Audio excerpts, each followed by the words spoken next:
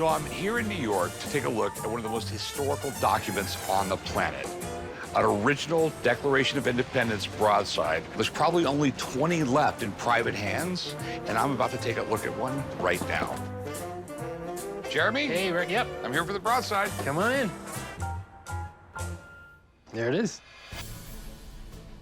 Definitely a wow moment. A wow moment, right. This is an extremely rare July 1776 printing of the Declaration of Independence. This is absolutely amazing. I mean, it's probably one of the coolest things I've ever seen in my career. I've been in this market for years, and it's a thrill to handle something like this. So the condition of this copy is truly exceptional. This was sourced from a private collection. It has never been sold at public auction and is highly sought after. So, yeah, this is just incredible. This was right after the 4th of July. I think it was John Dunlop was a printer in Philadelphia. He goes out and he basically takes a copy from Congress and writes it all out, then goes back to the print shop, lays out his print, and starts printing these. They think he printed right around 200 of them, okay? And that was the original one. And then when other printers around the country got a hold of them, they also made copies, and this is the New Hampshire one, correct? Correct. That's the way the internet worked back then. I mean, you know, it was a little bit slower. So, I mean, you know, like 10 days later, people in New Hampshire are finding out about this. Right. A week or two later, it's probably in the Carolinas. And eventually, everybody knew about it. I imagine your local tavern, when this was first penned up, there was a lot of people standing around going, damn. This is like putting your thumb to the most powerful country in the world at the time. Yeah. And you know what's really cool about this one? You can actually see the pinholes here in the corners, which indicates that it was displayed publicly. It'd probably hang for a week. Everyone would come by and look at it. Oh, you know, after a few weeks, a poster for the new band was going to be there. They were never, ever meant to be saved. Yeah. As far as documents go, it's the coolest thing I've ever seen in my career. So how much are you looking for this? This was displayed at the National Constitution Center in Philadelphia. It's in exceptional condition. It's extremely scarce. $2 million. Okay. Everything looks right on it, but I just want a document expert to look at it. Sure. I have one coming down, best document guy in New York. Once he says everything's the real deal, we'll go from there, okay? Fair. Because a little bit of knowledge can always get you in trouble, and that's what I got. I believe it's worth $2 million for this, but we'll leave it up to him and see what he thinks. I'll be curious to know where he lands. So here we go. Yeah, I am thrilled to see this. I'm Seth Kaller, and I'm a dealer and a museum collection builder and an expert in important historic documents. Everything looks right to me, but like, I don't want to be 99% sure. Right. I normally would have to take this out of the frame to authenticate it, but I've actually seen this exact copy before. Some of the things that we looked at when I first authenticated this was to compare this to all of the known copies of the same broadside. And part of what held it up, there are the nail holes from back then, which are not, you know, very consistent round nails like we have today. They're all handmade and different. And you can see on the handmade laid paper even the impression of individual letters. People think of the Declaration of Independence as the signed copy, but that was actually done a month later, really as a souvenir. The word had to get out by these printed documents. So there were a couple hundred printed on the night of July 4th to 5th. They're sent out by John Hancock, and the major cities where they arrive reprint them. And this copy actually was posted on a wall. So you can imagine 1776, somebody walking up to it and reading about this event that changed their lives. All right, so I mean, it's 100% legit. Absolutely. All right. Brass tacks, what is it worth? This particular one is a really beautiful copy. It's just a wonderful broadside, an important relic of history, and the world changed when the first people looked at this very document. I think this could go for $2 million at auction now. That's what I wanted to hear, man. I will let you know what happens, man. I mean, Yeah. thanks for coming in. Okay, thanks. Thanks. Good to see you. This is a fantastic, rare, earth-changing document. If Rick can purchase this, I think it would be great for him. I'd be a little jealous. All right, so you said it was, it could be worth $2 million. Whenever you hear on the news something selling at an auction for a lot of money, that's the headline number. There is a ridiculous amount of fees. I would love to give you like $1.4 million.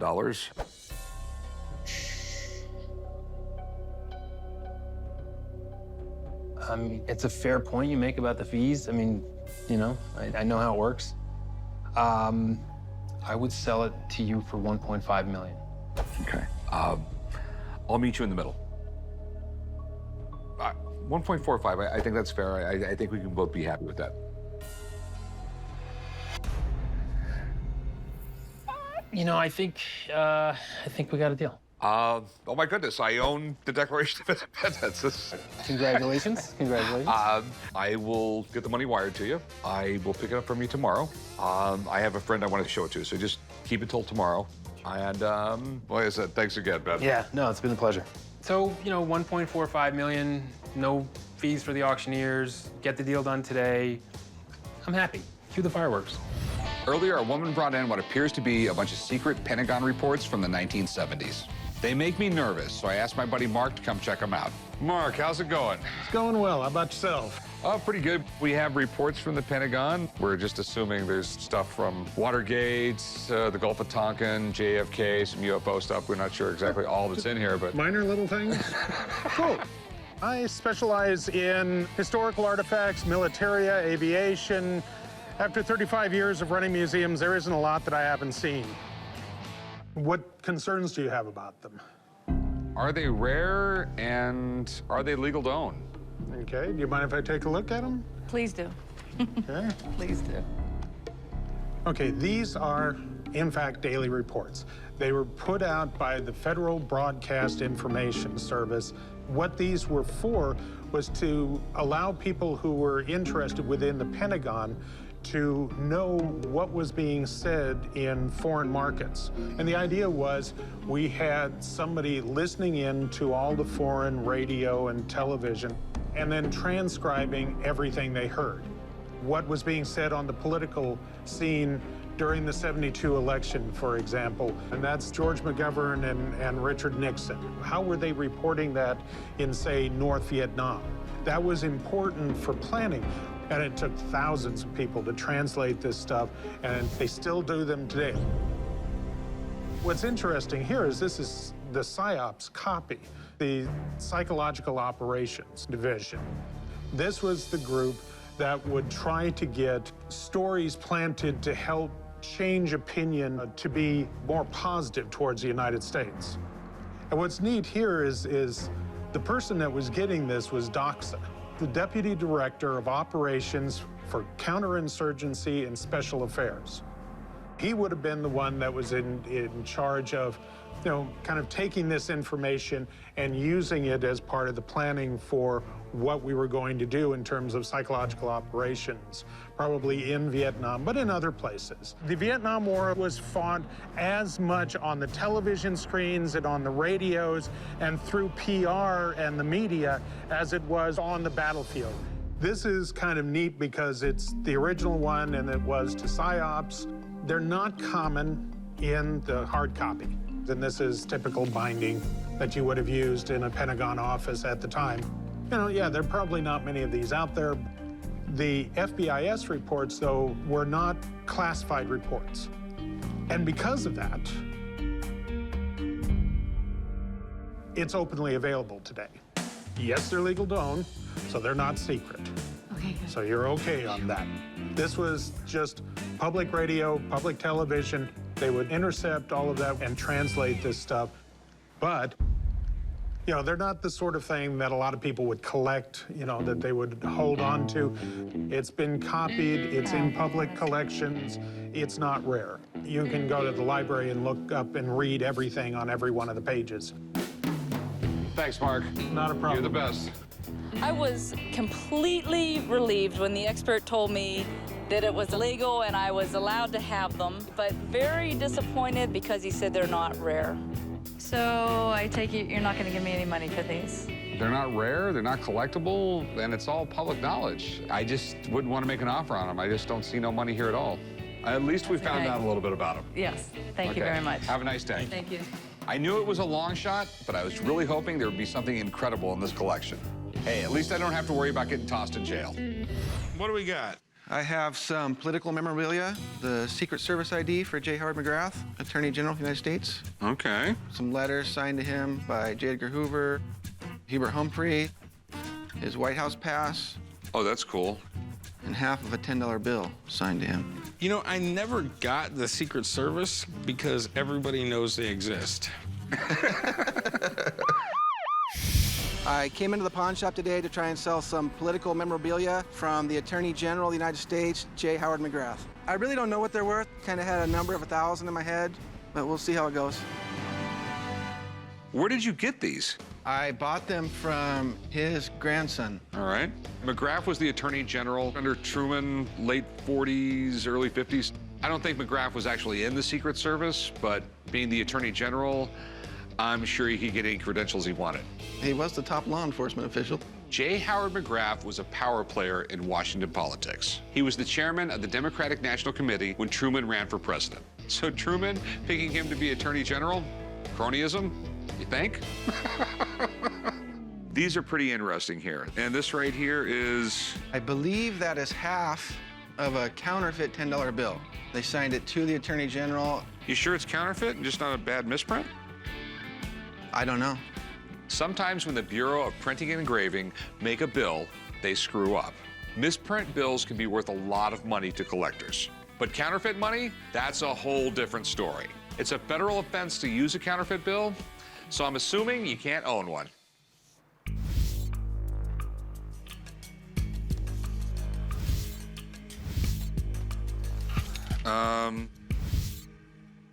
Yeah, it's counterfeit. All American currency, they throw silk rag in with the paper. So if you pick up a bill and you look at it closely, you'll see little red and blue lines all over it. If that's not there, it's not real. This doesn't have any of those. All right. I don't even think it's legal to own this thing. Okay. This is an amazing collection. You just never see stuff like this, but it scares the hell out of me. I mean, counterfeit money and Secret Service credentials, this is the kind of stuff that can get me in hot water. You got some neat stuff here, and these three things right here, I really want to get checked out. I'm not 100% positive, but I'm pretty sure it's a felony to own this thing. Yeah, the last thing I need is the feds coming through the door of this place. Let me go make a phone call. I'll be All right. right back. Thanks. I'm really hoping it's legal to keep this stuff because it's awesome. If it checks out, I'll definitely make an offer. What do we have today? Well, this is a counterfeit bill, so... Counterfeit? Yeah. I'm the administrator of the Clark County Museum System, and after 35 years in the museum field, there's not much I haven't seen at some point or another. J. Howard McGrath. Interesting. You know who he was? Attorney General of the United States. Well, he was that too. He was three-term governor of Rhode Island. He was a senator as well. Oh, okay. McGrath was Attorney General from 49 to 52. He presided over a case that got rid of segregation in dining cars on railroads. It was a fairly active time. Now, let me take a look here.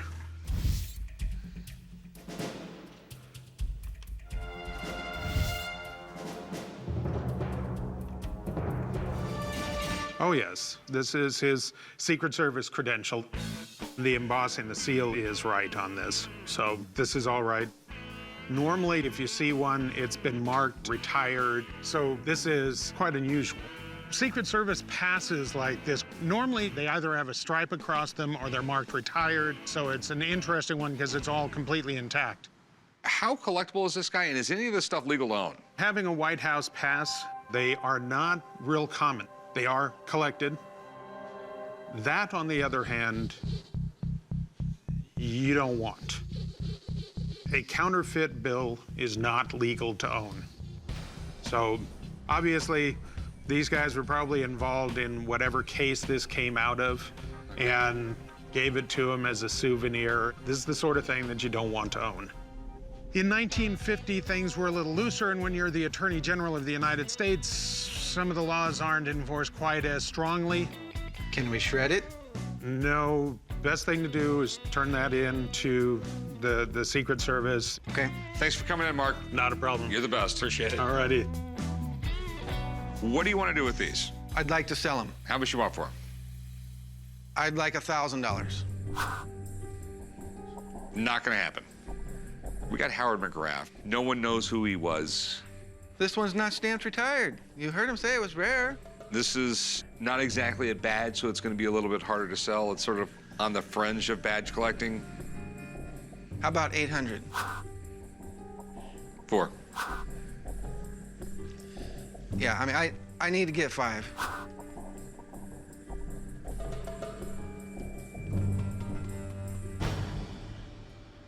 Yeah, I'll give you $500. Good deal. All right, you want to write them up? Yeah, sure.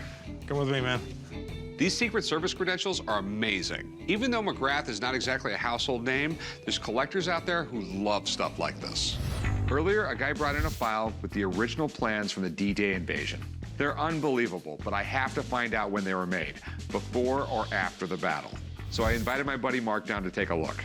Hey, Mark, how's it going? Hey, Mark. Okay, so what do you have today? I got something really cool. I have a post-battle synopsis of Operation Neptune, and this right here is actual battle plans before the battle. Really? Yeah. Rick and the guys normally call me down when they have something militaria, historic. You know, I don't speak to the value of it, but I can give them some understanding of what its value is historically. So, Rick, what are your concerns on these? This has a lot of maps and things like that in it, and I'm wondering if that is pre-battle or post-battle. Operation Neptune was the Allied airdrop into France as part of Operation Overlord, which was the invasion of Normandy. You know, this was the battle that changed World War II and led to the ultimate destruction of Germany. All of World War II, we started using airborne troops. This was something new. We hadn't done that before. Taking guys, dropping them behind the enemy lines, being able to disrupt what was going on, rather than just going in through the front door. And the idea was we were going to concentrate all these people in a couple of specific areas. They would all go in together. In fact, what happened is people dropped all over the place. It wasn't the plan, but what ended up happening was the Germans didn't know where the heck we were. And all of a sudden, they were finding people all over the place. So they thought there was a lot more men behind the lines, so they kept more of their troops away from Normandy, which helped the invasion on the coast. So it actually worked out. Just glancing at this, I can tell you this is post-battle. You can tell that just from the cover. You're not going to know at the beginning of the battle what the end date is. Yeah. These maps would take you all the way through the battle, where people landed, what they did, where they went, find out what went right, what went wrong. When you want to know exactly what happened at the time, this would be the primary historical document to start from. During the war, a lot of documents are produced, top secret documents, restricted documents. For somebody to have been in the position to get these and bring them home and survive all this time, it was wonderful to see these. These were amazing documents. But you said you also have pre-battle? I'm assuming they are. Okay. This is nice. This is where they were supposed to be, where they were supposed to come together. And what do we have here? Top secret. Oh, this is great.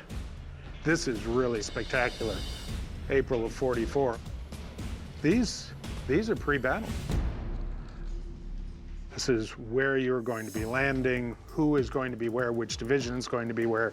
You know, these are all the places that they're supposed to land. This is how it was supposed to work. You will take Saint-Mary-Glaise. You will seize and destroy crossings on the Douve River. This is amazing. The documents from before the battle are much scarcer because these were the documents that if they got into German hands before the battle actually happened, they would know exactly what we were planning on doing. All of this, related as it is to Operation Neptune, to one of the largest airborne operations in the history of warfare, this is really quite an impressive little group of material. Okay, so they're pretty damn rare. Yes. These kinds of documents are going to be in places like the National Archives because it's top secret. You weren't supposed to bring this stuff home. Unfortunately, they're archival pieces rather than display pieces. These are quick production pieces from World War II. This just doesn't hold up. It is not color fast. If you get any light on it, these are the sorts of things, you put this in a frame and put it up on the wall, it's gone.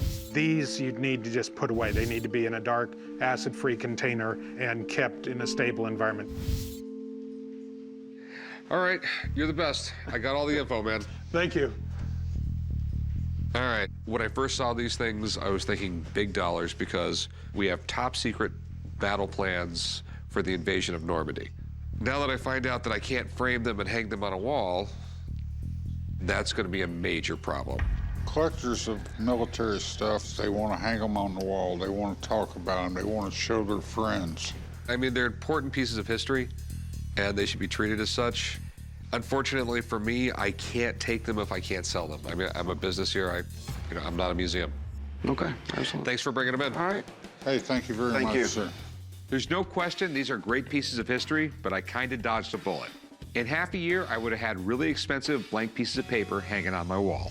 Here is John F. Kennedy box, 1962, sitting on the White House, Oval Office. The desk? At his desk. Wow. Hey, Rick, can you answer a couple questions for me? Sure. He's the one that bought it. Hey, so what's up? I'm interested in your cigar box. Okay. Well, I've got some extra money laid back, looking for something of historical significance. That was John F. Kennedy's. It sat on his desk in the Oval Office. This is the one he put the cheap cigars in. I came to Vegas with my wife for a convention, and, we always stop in the pawn shop just to look at the different historic things. When I first saw the cigar box, I really kind of wanted to hear the story. I love history. It's a kind of a hobby of mine. Maybe we could work a deal out. The day before the whole Cuban embargo thing happened, he had Pierre Salinger go around the entire D.C. area, bought all the types of Cuban cigars he liked, and he kept those in his cigar humidor. And he put this one on his desk and put the less expensive cigars on it. These are the cigars that he was handing out that were sitting on his desk. I think they might be a little dry now. But this is the one that actually sat on his desk. I got letters when they inventoried the thing, paperwork up at the gazoo. This is letters right from his secretary, day after he passed away. And then Robert White actually bought it, and there's paperwork on that too as well. Yeah, you rarely get this much paperwork or something. Once in a lifetime piece. It really is. In terms of presidential memorabilia, this is practically the best. I mean, there will never be any more cigar boxes owned by JFK. And this is the only cigar box he placed on the Oval Office desk. And that's why it's valuable. It's a one of a kind, just like me. What are we talking price-wise here? I mean, I'll take 80 grand for it. 80.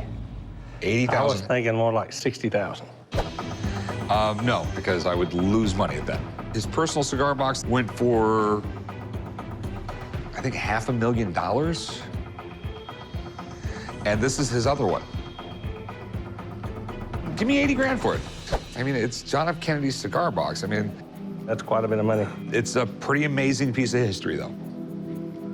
Well, what about 70?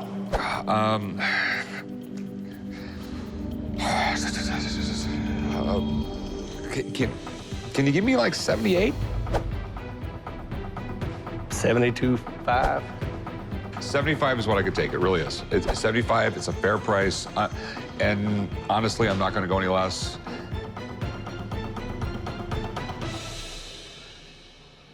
$75. 75. Write them up. Cool. Got a deal, boss. Honestly, it was pretty cool having JFK's cigar box in the shop. And I'm a little sad letting it go. Luckily, I made $15,000 off this one deal to help me get through this difficult time. Hey, how's it going? Good, good. I have this to offer you. And this is? This is the earliest sticker-sealed Super Mario Brothers Nintendo game. That's pretty amazing.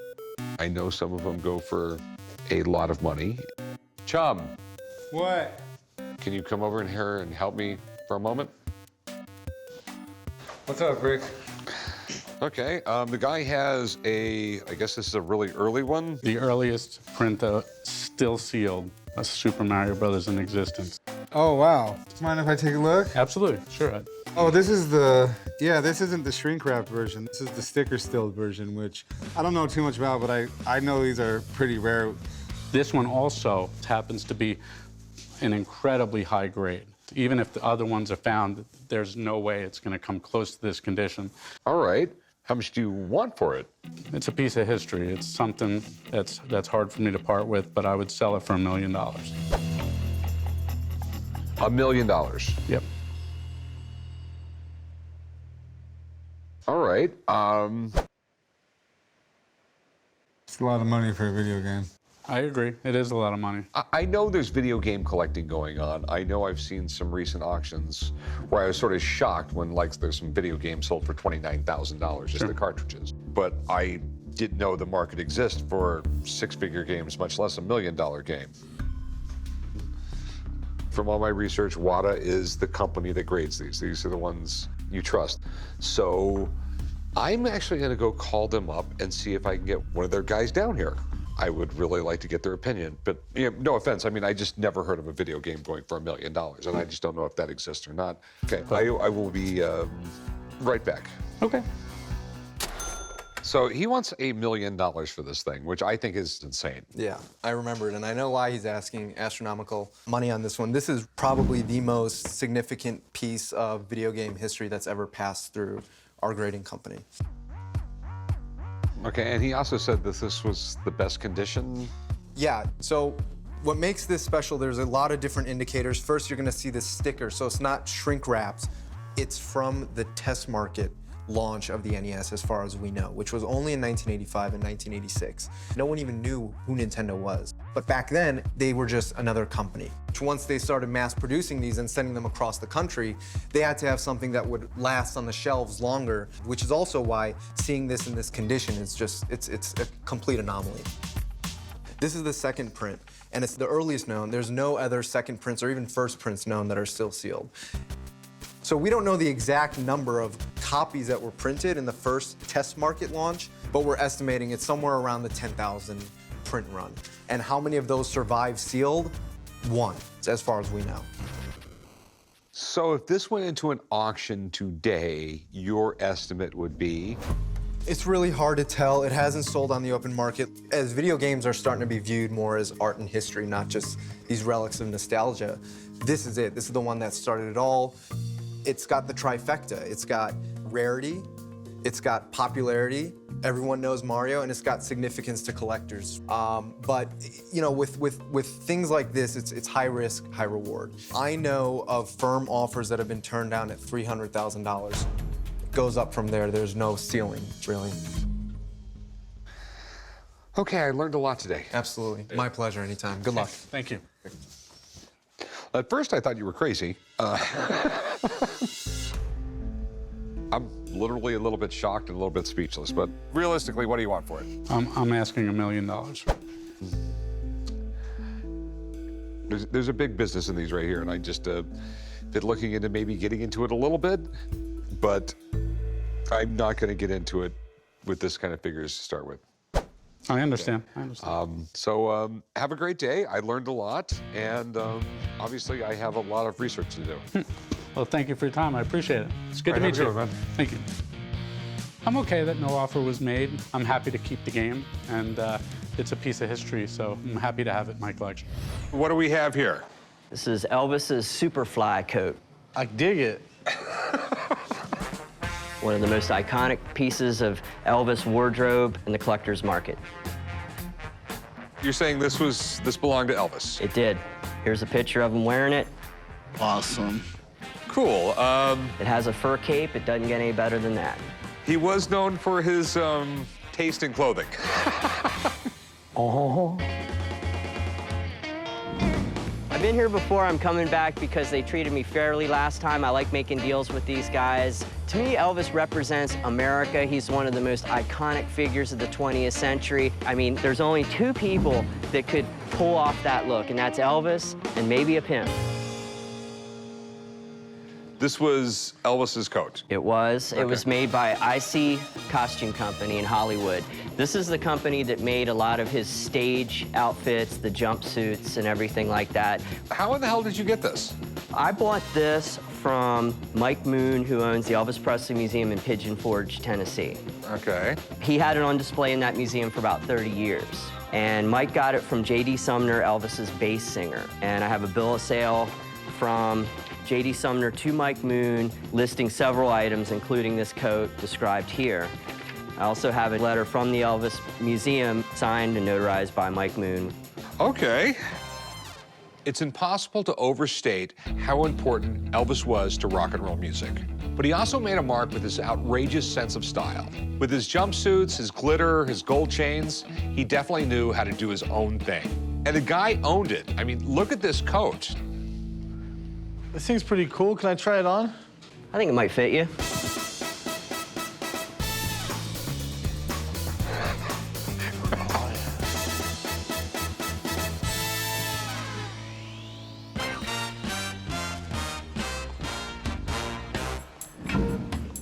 Pretty fly for a white guy. Where's my money?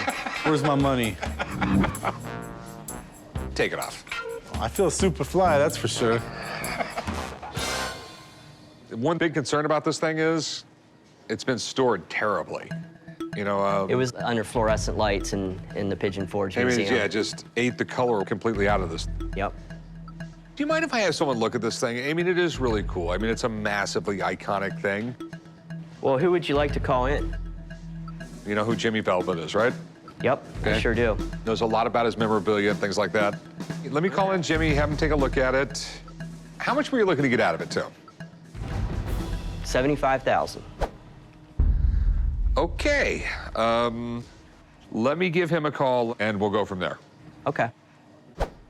They told me they're bringing in Jimmy Velvet. He is probably the best expert on Elvis artifacts. If anybody is going to know it's original, it's going to be him. I met Elvis through my English teacher. Through your English teacher? Yep. Were you like his tutor or something? No, are you kidding? I needed the tutor. But that's how we met. She informed me that Elvis was going to record a song the following month that she wrote, and that song was Heartbreak Hotel. Well, I used to own numerous Elvis museums around the country, 5 total. I specialize in anything and everything Elvis.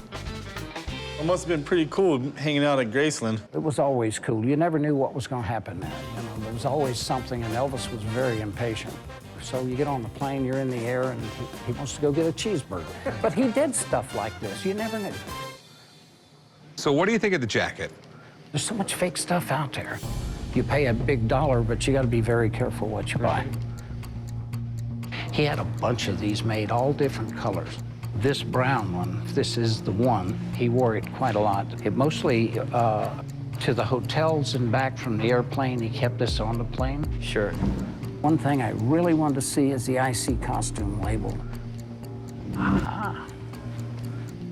Tell me, did you ever see Elvis in this? In this exact one, yes. So you think this is the real deal?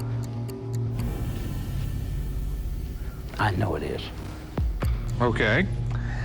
The other big question, what's it worth? The fading is going to cost a little. If I was trying to buy this coat, I would love to get it for somewhere between $50,000, $60,000, $55,000. It's a great coat. It's more than a coat. It's Elvis, you know. All right, thanks, man. Thank you, sir. Seeing that coat today brought back a lot of memories.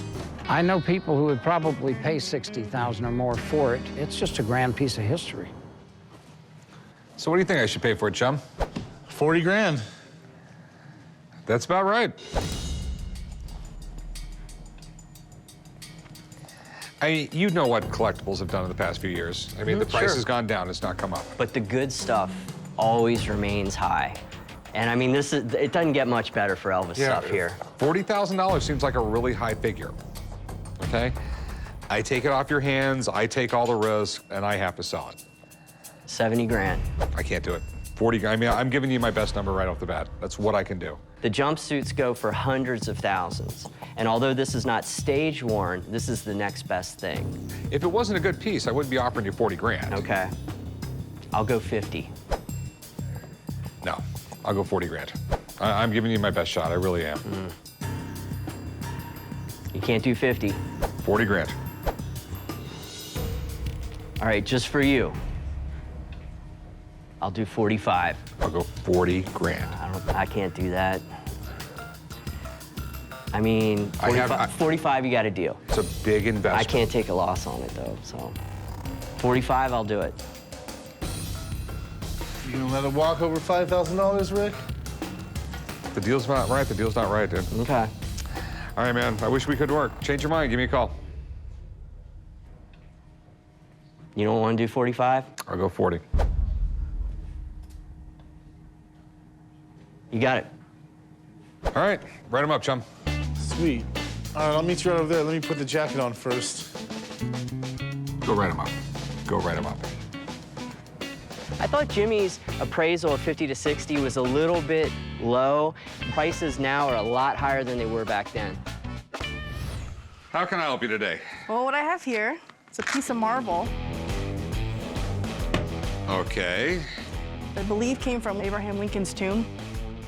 Abraham Lincoln's tomb, the president. Mm-hmm. Are you kidding me? No. You steal it, or? No.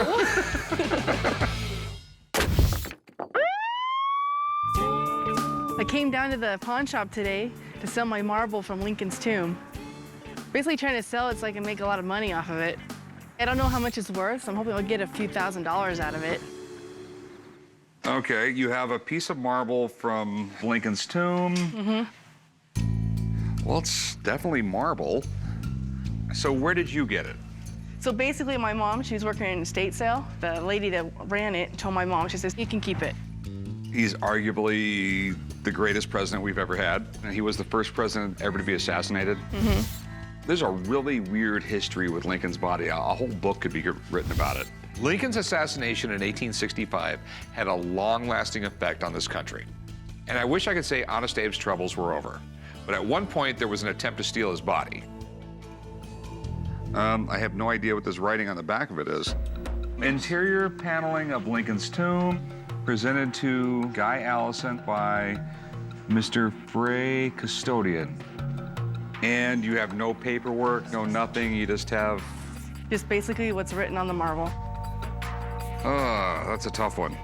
If the writing on this marble is correct, it is an unbelievable piece of history. And I've never even heard of one ever coming on the market. So what do you want to do with it? Thinking selling it. Okay. Do you mind if I call up a buddy, have him come down and take a look at it? Okay. Anything from Lincoln is collectible. And a marble piece from his tomb? Let's just say this is something that would get people in the door and get them talking.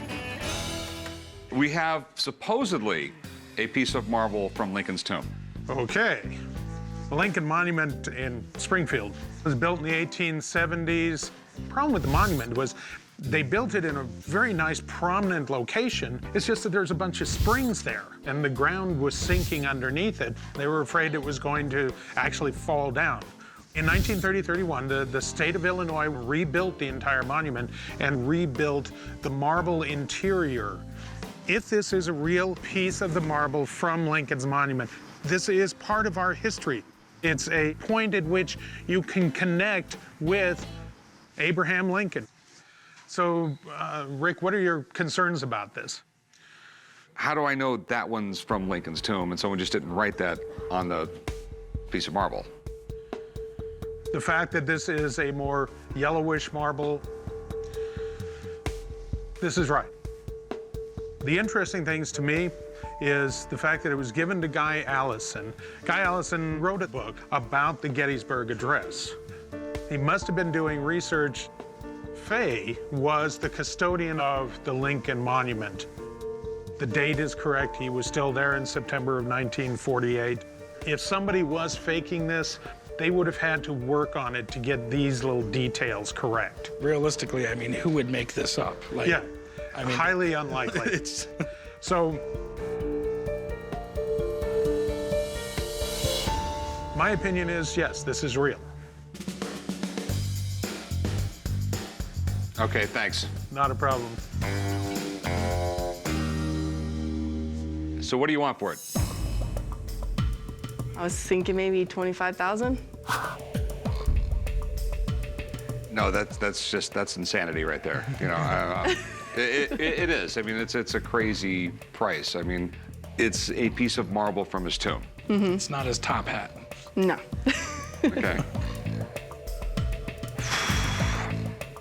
You know, I mean, I would give you like $1,000 for it.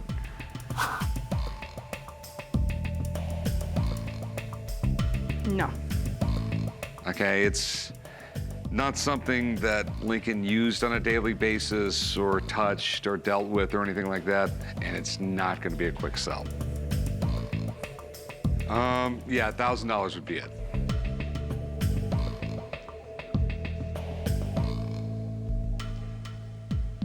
Oh, okay, I guess I'll just hang on to it then. Thanks for coming in, though. It kills me to let this thing go, but there's no way I can pay 25 grand for it. But it didn't look like she was gonna move off her price. So what do you have here today?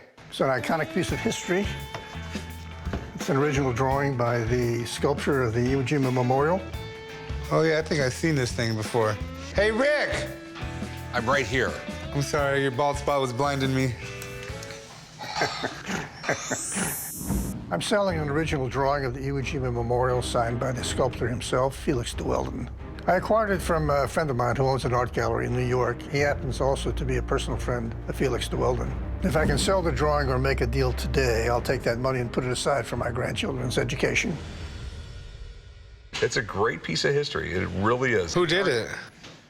Felix de Weldon. Who's that?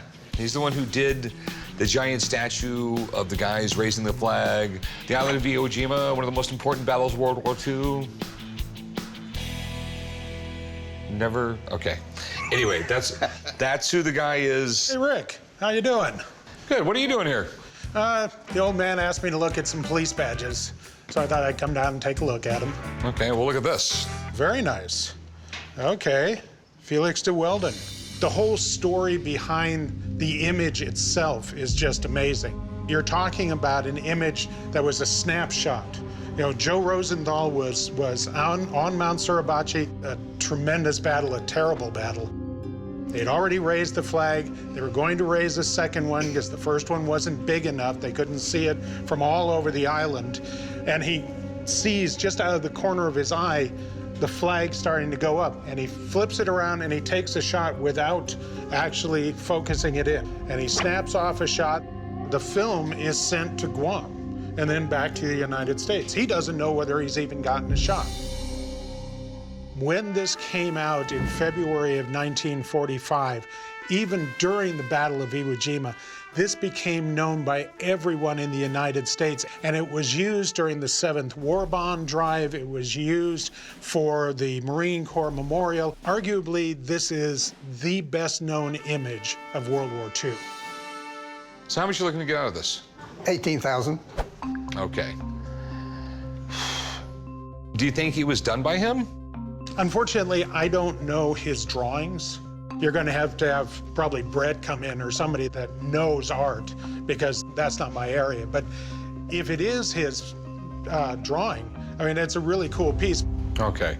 Let me call in Brett. Do you mind if I hang around? I'd love to hear what he has to say. Sure, no problem. I'll go take a look at the badges and I'll come back out. Okay, we'll be right back. Okay, great. I'm a little nervous about having an expert come in, but I'm really confident that it's going to validate what I think it's worth. This is it? Now, did you already weigh in on the piece? I've said a few words, yes. Okay, so it's kind of like I'm the monkey to your Jimi Hendrix.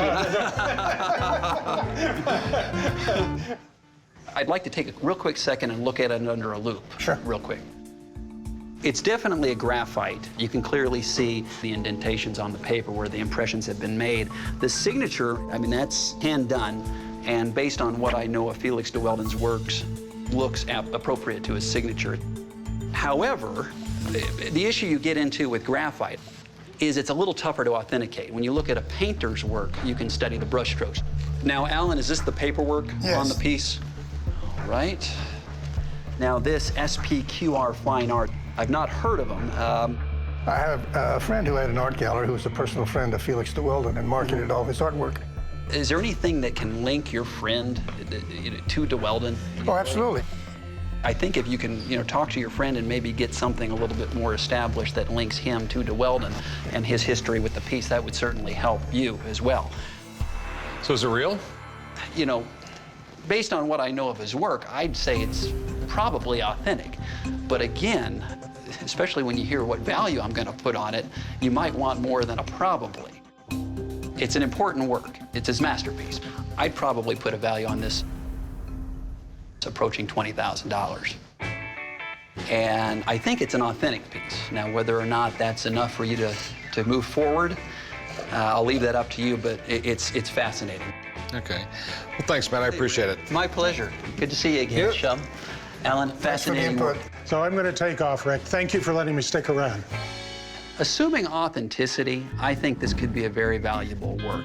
A certificate of authenticity is only as good as the entity backing it up. Because in the absence of that, I just can't advise Rick to purchase a work on a definite maybe. All right. I would pay you $15,000 any day of the week for this thing, but I need more. Okay. I just got to see that first. I understand, and I'll get it for you. Okay. Well, have a nice day, man. Thank you. Thank you very much. I have no problem with that. If I were buying it, I'd want the same accurate provenance, so I could have saved myself some time. Hopefully, the sale will get closed this week. Hey, how's it going? What's up? Got some old school Viking artifacts for you. All right. Whoa. I mean, this is definitely some money right here. I really want to make a couple $1,000s a day. It's a couple of the items. I didn't know exactly what they were. The prized possession, I believe, is this gold Viking bracelet. And the things I had to trade for it, it better be one of a kind. All right, so where did you get this stuff? I have a buddy that lives in England, and he has an antique store, and we buy and we trade from each other. And I had something he wanted, so he happened to trade me for this stuff. All right. These are more like fragments of something. Yeah, it was a brooch. Obviously some kind of jewelry. I mean, all this stuff is. I mean, the problem is I don't know what it is. Okay. These two are really intriguing. This is really neat. I think it's what's left of a copper bracelet. Okay. It's my favorite piece out of all of them. You almost never see legitimate Viking items here in the U.S. Even small and broken pieces, like some of the things in this collection, could be worth a lot of money if they're authentic, because real Viking items are hard to come by. I'm not even sure what everything is, but you never want to dismiss anything too quickly. There might be a diamond in the rough. Did you know much about the Vikings? I mean, just in general? I knew they were bullies. I like how they would come in and just gangster everything around. And yeah, that's basically what they did. These were the most iron men you ever seen in your life. And just the way their culture developed was that they just believed that it was a lot easier just to go take stuff from people than to actually trade with them. Bully them, huh? You know, if you went to most parts of Europe, there was planting season. Well, in Scandinavia, they planted crops and everything, but there was also raiding season. I have always been fascinated with Viking history. Their exploits are legendary, and I would just love to get something that's authentic. But I have to make sure they're truly Viking and not just rusty bits of stuff he dug out of the ground. I'm assuming you want to sell the stuff. Yes, I would love to sell them. All right. And did you have an idea what you wanted for this stuff? I was thinking around $1,000. Okay. Now, this stuff right here, okay, I can't tell you when it was made. Okay. Okay. I don't know if this is Celtic from like Ireland, Scotland. It's haunted. Okay, I can't tell you anything about it, okay? I can't tell you when this was made, but I can tell you this is gold. So there's a lot more than $1,000 worth of gold here. So I do have a friend, he is in town. I met him in New York, and he actually works on the Viking collection there at the Metropolitan Museum of Art. Okay. Can I have him look at this stuff? That's not a problem. Okay? Be my guest. Hang out, maybe buy something. I know he's calling in the expert, but that makes it better for me. So him calling the expert just puts money in my pocket. This is my Viking friend. How you doing? Nice to meet you. Laird is the most knowledgeable guy I have ever met when it comes to Viking history and artifacts. He's been collecting this stuff for almost 20 years, and some of his items are in the Metropolitan Museum of Art. So I'm hoping he can tell me more about these pieces and what they're worth. What was the thing with the little hats they would wear with the horns on them? The weird hats. I call them the weird hats, but. Well, the weird hats actually come from Wagner's operas. They were an improvisation of what they thought Viking helmets might look like. You know, they were really thought of as a very barbaric people. Vikings actually never wore horned helmets. We know very little about what Viking helmets actually were. There's been 1 or 2 finds of Viking helmets. Remember, these are iron items, and they didn't last long in the ground. I guess before I proceed, did this all come as part of one collection? Yeah, it was all together, all one. If we look at what I'd say is this group of items right here, this is diagnostically Baltic Viking. Baltic Viking, is that not Viking? Well, I think the academics would say technically it's not Viking. These are tribes that were not necessarily as migratory as the Vikings or as warlike. They were contiguous with the Viking areas, and they traded quite a bit with them, and they copied their style of garb, their style of decorations. If you or I were put back in time and we walked in on these people, they would have looked like Vikings to us. Okay. Unfortunately, you see a lot of these types of items on auction sites right now. Because of that, the value's very low to negligible on these items. This particular piece caught my eye. This is part of a bracelet. It's a copper alloy. And so Viking currency, what they would do to trade is they would just cut bits of bronze and silver and they'd weigh it out. The merchants all carried scales, and that's how they would transact. You know, this item is probably worth $50. Okay. The complete bracelet is obviously larger and more interesting. The dragon head terminals are really an attempt to copy Viking jewelry that was being made in Sweden at the time, around the 10th century. And this item would probably be worth about $175 to $200. All right, and this stuff? This stuff, this is based on its size, and certainly not a Viking spear. It's an arrowhead of some sort. It could date from any time in Europe.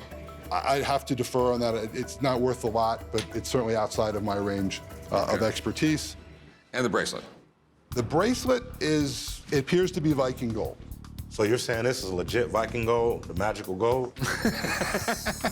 Well, I can't endorse any magic to it, but I would say it would appear from its form and how it's manufactured, these pliated wires, to be very traditional Viking. Obviously, it would appear to be the star of this group of items. Auction estimates on it would be something between 6,000 to 8,000 British pounds, which would be, and I'll leave it to you to translate. Please translate, my fine friend. 6,000 pounds would be right around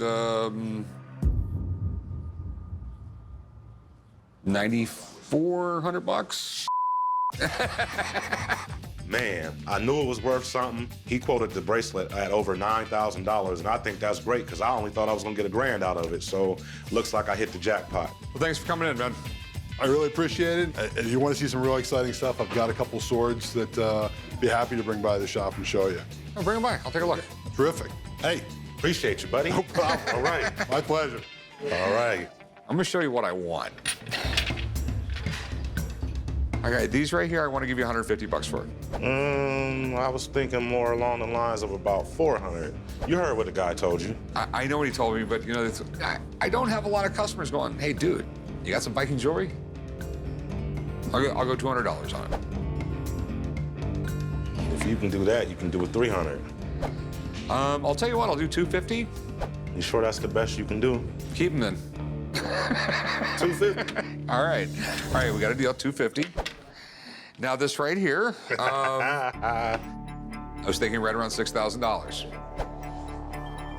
I was thinking around $8,000.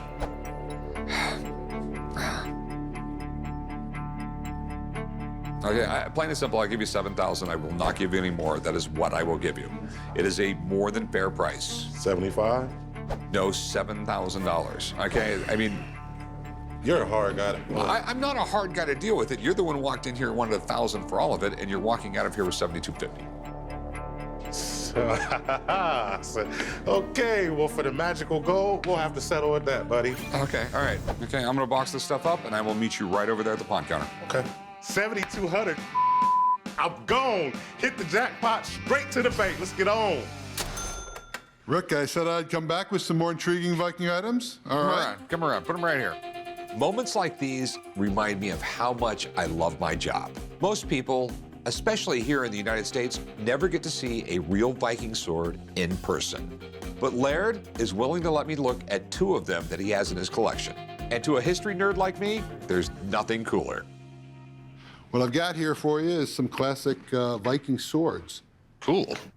We've got one that's classic from the pre-Christian era, decorated with silver and copper and yellow, which it's rare for it to survive because a lot of times the Vikings, when they put their dead into graves, they burn them first. And they often burn the items with them. So silver, copper often just melted right off and you're just left with the iron. Can I? Yes, certainly. All right. This was a lot of work, a lot of skill. We're talking, what, like 800 AD? That one's probably closer to 950. Okay, but still, I mean, there wasn't a whole lot of technology, and most people don't realize how difficult iron is to work with. And what we don't realize is that it took a lot of effort to turn iron into steel. So to get the carbon in to make the edge actually hard. On this one, it's a special item because it's after the conversion to Christianity. It's around 1050 AD. This sword actually was published in an article that studied the carbon content of steel in a number of swords. It was about 0.8%, which we don't think of as high today. But back then, very, very high. And this one is actually inscribed. And what you can see, I'm not going to stab you, but this one has the name Niso, and then it's followed by the Latin phrase me fecit, which simply means Niso made me. Okay, that is definitely cool. When you think about a Viking sword and what it meant to the owner, it was a signal of differentiation and wealth and power within the Viking society. We can almost think about it today like the difference between, you know, a gentleman driving a Dodge Neon and a gentleman driving a Mercedes S-Class. These are pretty damn amazing. So you're looking to maybe sell these things? I haven't actually sold a sword from the collection since probably 2006. The prices tend to be pretty high because they don't come up that often. They're both something in the $35,000 to $40,000 range. Okay. It's a great piece of history. It really is. But out of my league for most of my customers, you wouldn't sell me one for like half that? I'd love to be able to do that, but I don't think I could ever replace it. I understand. You know, hopefully you'll go broke one day, though, man. I'm working on it. I'm working on it. All right, man. Well, thanks for showing it to me. Thank you, Rick. Good to see you. Rick's quite a businessman. Sometime in the future, it's always possible that Rick could pry one out of my hands, but for now, I'm pretty resolute. How you doing? I've got a World War II flight jacket that belonged to my father and some mission logs that he kept while he was flying around in a tin can. Okay, that's what they really were. I came down to the pawn shop today to sell my dad's World War II bomber jacket and mission logs. I want to sell them today because I have no one to pass them on to. I am definitely looking to get $800 to $1,000 because I think they tell a story together. All right, so this was your father's? It was. What kind of plane did he fly in? The B-17. And as you can see, he kept track of his bombing missions, of which there was D-Day. Every time they had a bombing mission, they put a bomb on their jacket. To be on D-Day is pretty cool. There was a lot of planes on D-Day. A lot of them got shot down. I mean, this is an amazing jacket because if he flew 29 missions and still lived, usually they got to like maybe this first row. It was the most dangerous job in the military, period. Really? B-17 Flying Fortress was an amazing aircraft. They returned from missions half destroyed, and somehow or the other, they were still able to fly. The men who flew them loved them. But that said, thousands of them were shot down. So what's in the logs? Is there any here from D-Day? This is all 1944. There should be, because All right. he was in flight on D-Day. Okay, day of days, D-Day. Jesus, I have never seen so much flak. It was terribly accurate, intense, and extra heavy. Had I been at my radio, I would have been pushing up daisies. 7 holes in ship. He moved, he came back, and there were 7 holes where he was sitting. Pretty amazing. He would also count down. He'd go 10 to go, 9 to go, and I didn't know what that meant. When you went over there, the number of bombing runs was 25. Oh, okay. You did 25 and you were out. I've gotten a couple of World War II bomber jackets, but never with corresponding paperwork. This is going to make it worth so much more money. What do you want to do with it? You want to pawn it? You want to sell it? I'm looking to sell it. Okay. I mean, people like to buy these because they're, you know, they're history, and they're actually pretty cool. But I have no idea what fighter squadron he was in. Right. I just want to know more info about it before I give you a price. And my buddy actually is the curator of an aviation museum, so he'll know everything about it. Perfect. Let me go get my call, and Okay. I'll be right back. Appreciate it. I grew up with my dad wearing his jacket, and then after reading the mission logs myself, I am excited to see what the expert might say about the pieces together. Hey, Corey. Hey, Rick, how you doing, buddy? How are you? Always good, man. Smartest guy I know. Cool. The guys normally call me down here when they've got a really interesting or unusual historical artifact that they need some more information on. So what do we have today? We have a World War II bomber jacket and some actual flight logs from the B-17. Oh, interesting. This is my father's jacket. Do you know what position he was on the bomber crew? He was a radio man. Mm-hmm. Do you mind if I take a look at the flight logs? Nope, that's kind of why they're here. Now, the interesting thing is this was not official documentation. The debriefing, that was official, and that was done at the end of the flight. This, obviously, your father, he just wanted to have a record of what he was doing. And it's amazing stuff when you read through this. You know, light flak, bombs away, right wing picked up a hole 1 foot in diameter. I was really scared as usual. What I love in this, he's honest. This is wonderful. This is great first-hand material.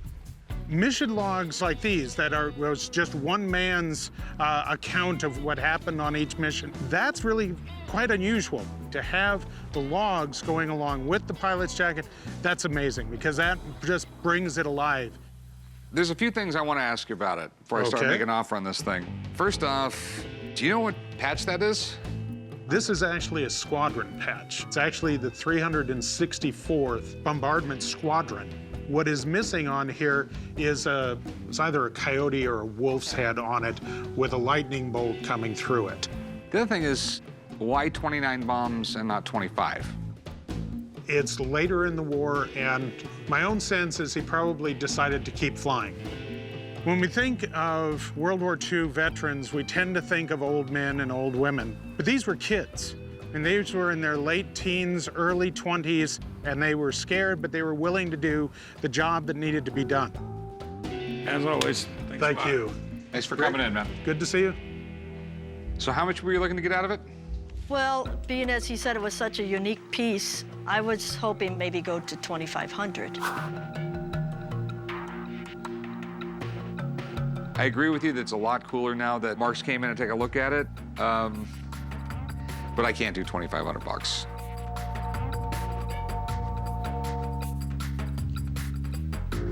$15?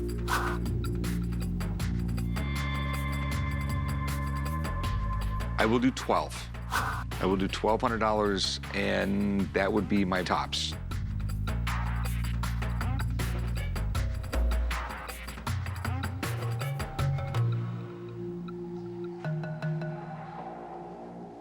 Okay, I'll agree to the 12. All right, it's a deal. You want to write it up, Corey? Yeah, just follow Okay, thanks. We ended up settling for $1,200, which I felt was fair. I feel good, and I hope that people get to experience the jacket and the logs as I did.